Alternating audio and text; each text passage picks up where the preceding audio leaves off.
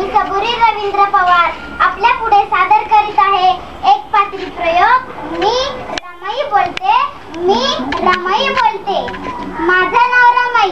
दाभोळ जवळील वनंदा या एका छोट्याशा गावात वडील भिकू धोत्रे आणि आई रुक्मिणी यांच्या पोटी 1898 मध्ये माझा जन्म झाला. आम्ही 4 भावंड, 3 बहिणी आणि 1 भाऊ. थोरली बहीण दापोलीला दिली होती. माझ्यापेक्षा लहान गौरी आणि सर्वात धाकटा भाऊ शंकर. घरची परिस्थिती खूपच हालाकीची. वडील दाभोळ बंदरात कामाला जायचे. समुद्रापासून बाजारापर्यंत माशांनी भरलेल्या टोपल्या नेण्याचे छातीफोड काम करायचे. आई घरची सर्व कामं करी. गोवरा वेचून आणणं, शेण आणणं, शेणाच्या गोवऱ्या थापणं आणि शेतमजुरीची इतर छोटी मोठी कामं सुद्धा करायची. आईचा माझ्यावर फार जीव होता.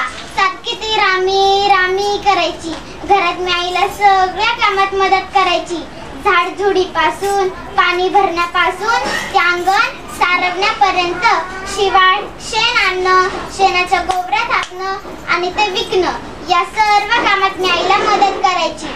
मला अगदी 6-7 वर्षाची असल्यापासून कष्टाच्या कामाची सवय झाली होती. आमची परिस्थिती गरीब होती पण बरं चाललं होतं. अचानक आई आजारी पडली. इतकी आजारी पडली की तिनं अंथरुणच धरलं. एक दिवस आईने मला जवळ घेतलं आणि म्हणाली, रामी, तुला आता तुझ्या भावंडांची आणि तुझ्या बापाची सुद्धा आई व्हायचंय. असं म्हणून तिनं डोळे मिटले. ते कायमचेच. मी खूप रडले पण मला आईचे शब्द आठवले. मी डोळे पुसले. गौरीला, शंकरला आणि वडिलांना धीर दिला. काही दिवस गेले पण वडिलातून खूप खचले होते. त्यातच त्यांना छातीचा सुद्धा आजार होता. एक दिवस त्यांची प्रकृती हाताबाहेर गेली. छातीत कळा येऊ लागल्या. त्यांनी माझा हात हातात घेतला आणि हुंदके देत म्हणाले, रामी, कालवर तू लेकरांची आई होती, आता तुला यांचा बापही व्हायचाय. त्यांना सांभाळ, त्यांना आईबाप आठवू देऊ नकोस. असं म्हणून त्यांनी सुद्धा डोळे मिटले. पण तेव्हा मला रडूच आलं नाही, कारण मी लहान वयातच प्रौढ झाले होते. मी फक्त एवढेच म्हणाले, लहानपणी कुणाचेही आईबाप मरू नयेत. आणि मी माझं तोंड दोन्ही हातांच्या तळव्यांनी झाकून घेतले. वडिलांच्या अंत्यक्रियेनंतर माझे काका आणि माझे मामा यांनी आम्हाला मुंबईला आणलं. मी अत्यंत जड पावलांनी, भरलेल्या डोळ्यांनी आणि मनात साठवलेल्या आठवणींनी मैत्रिणी, शेजारी पाजारी आणि वनंद गावच्या मातीला निरोप दिला. मी मुंबईला बायखळ्याला माझे काका आणि माझे मामा यांच्या जवळ राहू लागले. त्यांनी सुद्धा आमच्यावर खूप माया केली. मी आता 9 वर्षाची झाली होती. माझं लग्न एका खूप शिकत असलेल्या मुलाशी ठरलं. त्याचं नाव होतं भीमराव रामजी आंबेडकर. बायखळाच्या बाजारात आमचं लग्न झालं. बायखळाच्या चाळीतून मी आता परळच्या डबक चाळीत आली. वलंकरांची मुलगी आता आंबेडकरांची सून झाली होती. मी आता एका वादळाची सावली झाली होती, एका सूर्याची सावली झाली होती. माझं लग्न झालं आणि माझे भीमराव मॅट्रिक पास झाले. मला खूप आनंद झाला. साऱ्या कुटुंबाला, साऱ्या समाजाला आनंद झाला. समाजाने त्यांचा मोठा सत्कार केला. केळुसकर गुरुजींनी त्यांना भगवान बुद्धांचे चरित्र असलेले पुस्तक भेट दिले. हे सगळं पाहून मला भीमरावांची पत्नी असल्याचा अभिमान वाटला. आमचं कुटुंब मोठं होतं. घरात सुभेदार होते. मी त्यांना बाबा म्हणायचे. सुभेदारांचे भाऊ आनंदराव आणि त्यांची पत्नी लक्ष्मीबाई होत्या. सुभेदारांची बहीण मीराबाई पांगळी होती पण ती माझ्यावर आईसारखी माया करायची. भीमरावांची सावत्राईची जबाई होती. मी सर्वांची कामं करायची. सर्वजण मला सारखं रमा म्हणायचे. माझे भीमराव सुद्धा मला रमाच म्हणायचे. आंबेडकर कुटुंब असं आनंदाने नांदत होतं. एक दिवस भीमराव मला म्हणाले, रमा, तुला आता शिकायला हवं. मला खूप आनंद झाला. त्यांनी मला लिहायला वाचायला शिकवलं.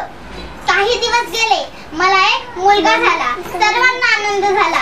ज्योतिबा फुलेंनी त्यांच्या दत्तक मुलाचे नाव यशवंत ठेवले. म्हणून भीमरावांनी सुद्धा आमच्या पहिल्या मुलाचे नाव यशवंत ठेवले. 1913 साली माझे भीमराव BA झाले. मी त्यांना आता साहेब म्हणायचे. साहेबांना बडोद्याला नोकरी लागली. परंतु इकडे बाबा खूप आजारी पडले. साहेब तारमिळतात धावत पळत आले. सुभेदारांनी भीमरावांकडे डोळे भरून पाहिले आणि म्हणाले, भीमा, लढाईकडे पाठ फिरू नकोस, अंधाराची गाय करू नकोस. हजारो सत्यांचा पराभव करण्याएवढं सत्य तुझ्या पाशी आहे. हे माझ्या पराक्रमी पोरा, लोक तुला सूर्य म्हणतील, क्रांती सूर्य म्हणतील. एवढं म्हणाले आणि सुभेदारांचा स्वर मंदावत गेला. त्यांनी डोळे मिटले आणि त्यांच्या भीमरावांना हंबरडा फोडला. सगळं आंबेडकर कुटुंब शोक सागरात बुडालं. नंतरच्या काळात आनंदराव गेले, जिजाबाई गेल्या, साहेब शिक्षणासाठी अमेरिकेला गेले. सगळ्या कुटुंबाची जबाबदारी माझ्यावरून पडली. इंधन काढीसाठी मी वन फिरले, खूप कष्ट सोसले. साहेब अमेरिकेत असताना माझा दुसरा मुलगा रमेश 1 वर्षाच्या आत मरण पावला. तर साहेब इंग्लंडला असताना माझा तिसरा मुलगा गंगाधर मरण पावला. इंग्लंडहून साहेब बॅरिस्टर होऊन परत आली. सारा भारत त्यांच्या स्वागतासाठी तयार होता. मी त्यांना ओवाळले, माझे डोळे भरून आले, पण पाणी मात्र साहेबांच्या डोळ्यातून आले. साहेब शिकून मोठे झाले, समाजासाठी, दीनदलितांसाठी संपूर्ण भारतभर फिरू लागले. पण आमच्या घरातील मृत्यूचं तांडव काही थांबत नव्हतं. समाजाचा उद्धार करत असताना कुटुंबाची वाताहत झाली. आमची इंदू आम्हाला सोडून गेली. इतकंच काय, आमचा शेवटचा मुलगा राजरत्नही मरण पावला. आता माझी तब्येत मला साथ देत नव्हती. मी एक दिवस साहेबांना म्हटलं, माझी एक इच्छा आहे, मला पंढरपूरला जायचंय आणि तिथल्या पांडुरंगाचं दर्शन घ्यायचंय. साहेब एकदम कडाडले आणि म्हणाले, जो पांडुरंग खालच्या जातीच्या लोकांना दर्शन देत नाही, अशा पांडुरंगाचं दर्शन काय कामाचं. ते शांत झाले आणि म्हणाले, रामू, आपल्या त्यागानं, गोरगरिबांच्या सेवेनं आपण दुसरं नवं पंढरपूर उभं करू. तिथं लोक भक्तीसाठी नाही तर क्रांतीसाठी येतील. मला साहेबांचं बोलणं पटलं. माझ्या डोक्यात उजेड पडला आणि मी हा निर्धार केला, पंढरपूरला जायचं नाही. आता माझी प्रकृती खूपच ढासळली होती. मला क्षय रोगाने ग्रासलं होतं. एक दिवस मला खूप अस्वस्थ वाटू लागलं. तो दिवस होता 27 मे 1935. सगळी माणसं गोळा झाली. साहेबांना पनवेलवरून बोलावून घेतले. साहेब आतमध्ये आले आणि डॉक्टरांना म्हणाले, डॉक्टर, काही करा, पण माझ्या रामूला वाचवा. त्यांनी मला कॉफी पाजली, मोसंबीचा रस पाजला, पण मला काहीच खावत नव्हतं. माझा आवाजही निघत नव्हता. यशवंत सारखा रडत होता. मी माझ्या डोळ्यांनी साहेबांना सांगितलं, माझं दुःख करू नका, यशवंताला सांभाळा. देशातील सारी बेवारस दुःख तुमची वाट पाहत आहेत. या तुमच्या क्रांतिकारांनी त्यांची आसवे पुसा. साहेबांचे डोळे भरून आले. त्यांच्या डोळ्यातून आसवे गळू लागली. ती आसवे पुसण्यासाठी मी हात वर उचलला, पण तो त्यांच्यापर्यंत पोहोचूच शकला नाही आणि माझा संघर्षमय प्रवास तिथेच थांबला. जय भीम, जय बुद्ध, जय